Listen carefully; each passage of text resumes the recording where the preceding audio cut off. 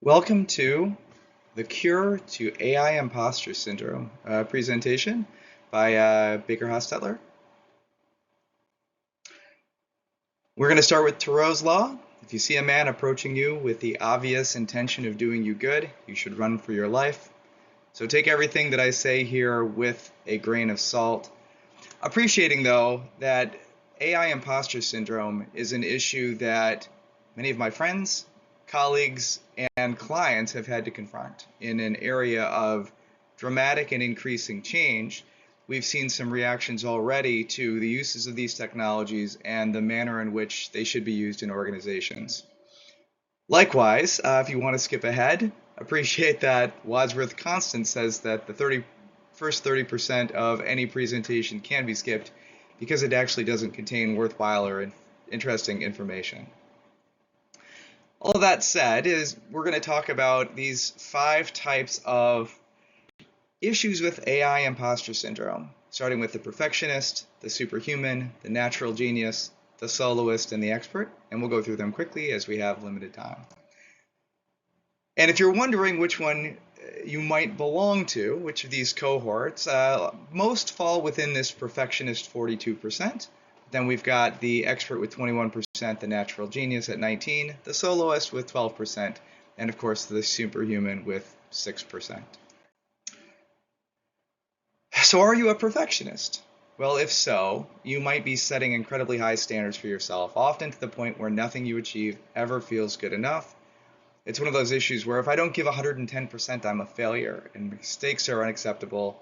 Any error equals imposter. It's simply not the case with AI. AI, in fact, is interesting as a technology because it doesn't provide perfect results. As a matter of fact, being skeptical of AI results and even the use of these technologies is a superpower in and of itself. You've got an opportunity here to cast doubt upon the outputs of these technologies to make sure that they actually match with what those expectations should be. You're not alone.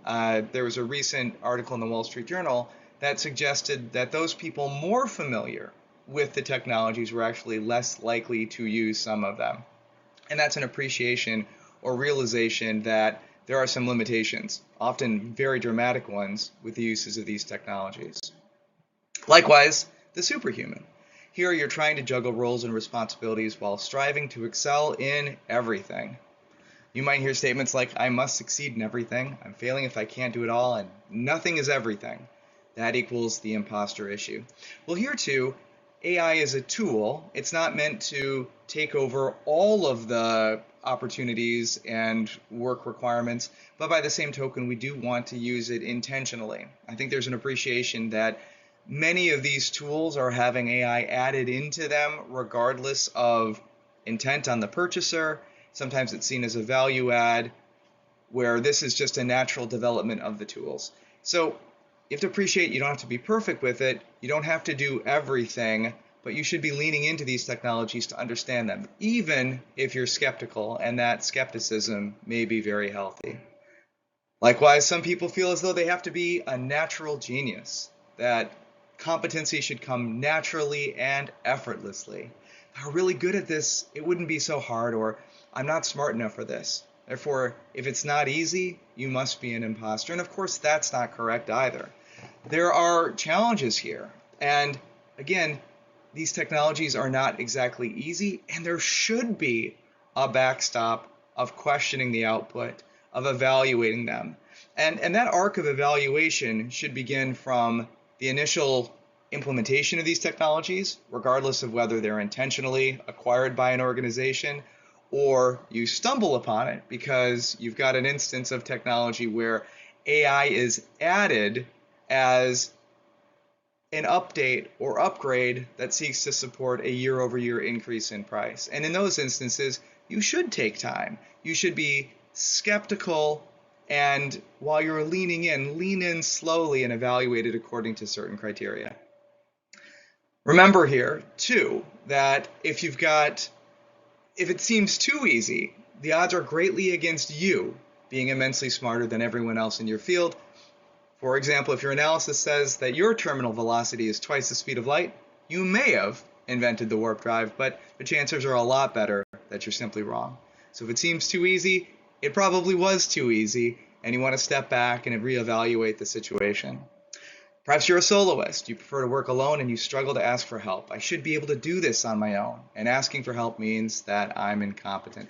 That's not the case either. The opportunities for human involvement here are going to be critical. And in looking at these AI technologies, you want to involve your colleagues. Do what we call the straw poll. Ask questions.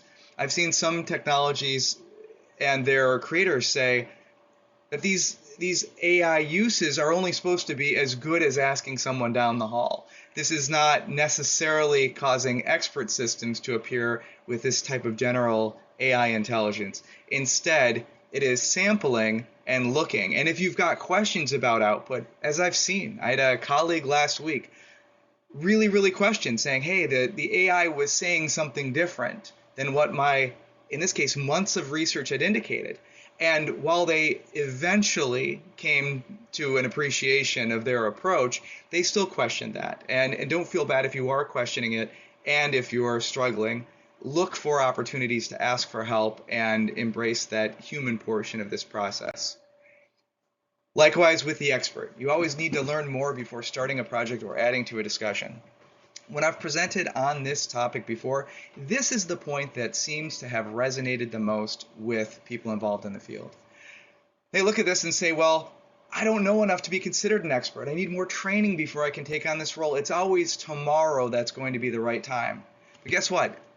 It doesn't necessarily get easier tomorrow. And over the arc of this presentation, we're talking here about taking those opportunities when they come, not letting perfection stand in the way.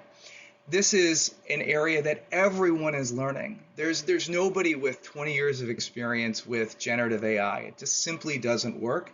And a lot of people are learning as they go. We have a whole set of digital natives coming through the ranks now that are speaking to the next generation of these technologies. And they're not hesitating. They're running in full bore. Those people who are going to be best situated, of course, to help with these technologies and their intentional and really solid and defensible uses are going to be those people who have the years of experience already, who are going to be able to evaluate these technologies and see if they work the way in which they're supposed to. So, all of this said, don't hesitate in starting to utilize these technologies, but do hesitate in using them for 100% of the tasks or using them without doubt. It's that skepticism, it's the evaluation of the output that's really going to speak to this. And many of the standards in the US and abroad really speak to those specific points, which is the technologies are available for use. There may be some very compelling uses and benefits for using them. However, we want to take these opportunities to also think critically about their implementation, about their uses of personal information, and perhaps most importantly, their outputs. Building up documentation and programs that are meant to constrain some of those uses while we start to see both how the technologies work better, but also their effects. So thank you so very much for your close attention to this pretty quick run through AI imposter syndrome and why it may not just be you. You can feel free to reach out to me at Baker Hostetler. I do a weekly email on these topics. Please connect on LinkedIn, and I'm happy to have you join and work through all of that. If you have any other questions, there are a variety of terrific resources associated with AI to help combat some of that imposter syndrome.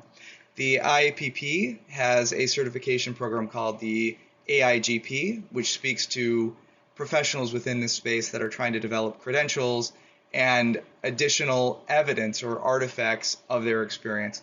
Likewise, a number of the standard-setting bodies, including the NIST AI Risk Management Framework and ISO 42001, are available in different forms online, which can speak to some of the ways in which the United States is starting to deal with AI programs, documenting them appropriately, and providing, again, those artifacts of compliance in cases where one of these technologies creates some challenges.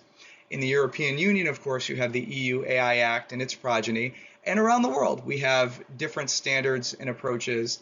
But AI as a technology has a tendency to ignore borders in a lot of instances, and many individuals work in multinational organizations that, again, end up with data use and technology uses that span the globe and ignore sometimes some country boundaries.